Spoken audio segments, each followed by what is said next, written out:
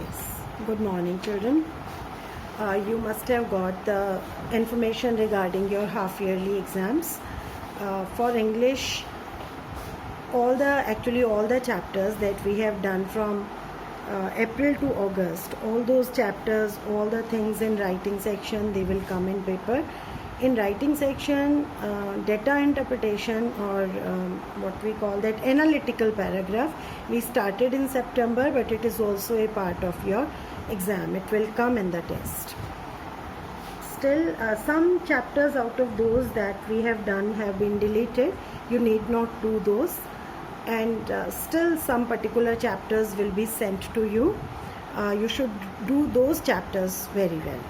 Okay, now because I don't want to start a new chapter at this time when you have to prepare your half yearlies, but because we are already more than halfway through with Glimpses of India, so let us complete this. Tea from Assam, this is the third part of the chapter, and as the title is telling that it is from Assam, especially tea gardens and tea estates in Assam. You will read this chapter through two friends. One friend is from Assam only and one friend is from some other place, and that second friend decides to come to the friend who is living in Assam, and there he learns a lot about tea estates.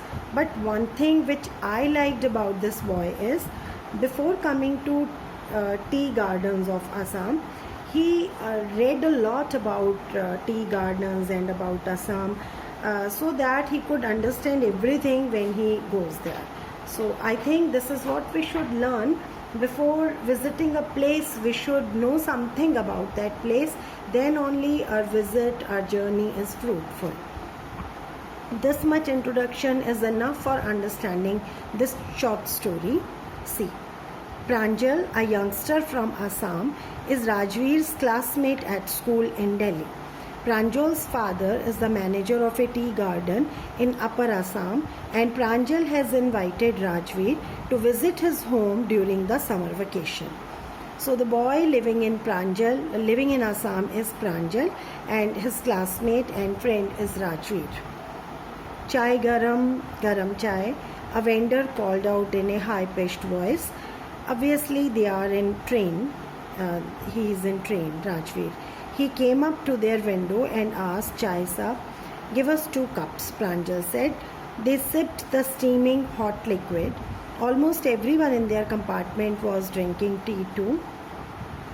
Do you know that over 80 crore cups of tea are drunk every day throughout the world? Rajveer said.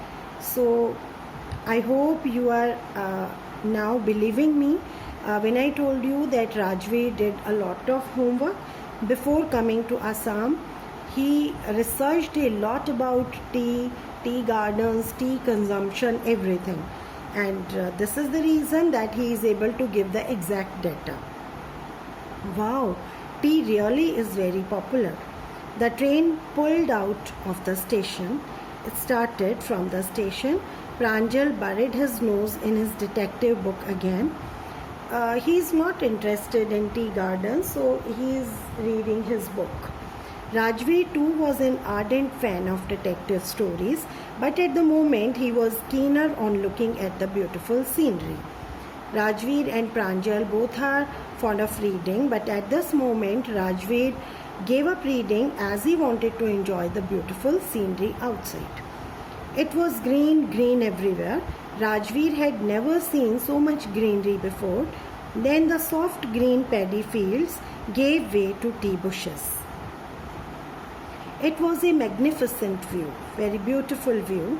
Against the backdrop of densely wooded hills, a sea of tea bushes stretched as far as the eye could see. Dwarfing the tiny tea plants, dwarfing means making small. The tiny tea plants were tall, sturdy shade trees, and amidst the orderly rows of bushes, busily moved doll-like figures. This paragraph is very much vivid. As we read it, the picture of a tea garden starts clicking in front of our eyes. What type of picture? Hills are there, and on those hills there are a number of trees, so they are looking wooded trees, and a sea of tea bushes means among those, in between those hills, there are many tea bushes, and these tea bushes look small as shade trees are also there, and these doll-like figures refers to those ladies who are moving inside the tea gardens collecting tea leaves. In the distance was an ugly building with smoke blowing out of tall chimneys. "Hey, a tea garden!" Rajveer cried excitedly. Pranjal, who had been born and brought up on tea plantation, did not share Rajveer's excitement. We can understand it because this is nothing new for Pranjal. He has seen it since his birth. "Oh, this is tea country now. Assam has the largest concentration of plantations in the world. You will see through gardens to last you a lifelong. I have been reading as much as I could about tea. No one really knows who discovered tea, but there are many legends. There are many stories regarding it." "What legends?" "Well, there is the one about the Chinese emperor." This is important for the questions. We can ask you, what are the two legends regarding the origin of tea? The Chinese legend is like this, about the Chinese emperor who always boiled water before drinking it. One day, a few leaves of the twigs burning under the pot fell into the water, giving it a delicious flavor. It is said they were tea leaves. I hope you have understood. One Chinese king, he was fond of drinking boiled water, and one day by chance some leaves fell into that boiling water, and he found the taste very delicious. They were tea leaves. Tell me another. Now, second legend. We have an Indian legend too. Bodhidharma, an ancient Buddhist ascetic. Ascetic is a person who wants to lead a very simple life minus all luxuries. Cut off his eyelids because he felt sleepy during meditations. Then 10 tea plants grew out of the eyelids. The leaves of these plants, when put in hot water and drunk, vanished sleep. So about this also you must have understood. Bodhidharma, the Buddhist monk, Buddhist ascetic, he wanted to do meditation without feeling sleepy. For that he cut his eyelids, and it is said that out of those cut eyelids tea plants were grown. Tea was first drunk in China, Rajveer added, as far back as 2700 BC. In fact, this is also important. When and where was tea first drunk? In fact, words such as tea, chai, Chinese are from Chinese. Tea came to Europe only in the 16th century. So I hope you can understand that this is a factual passage, and there is a lot that you must remember. Two legends regarding the origin of tea.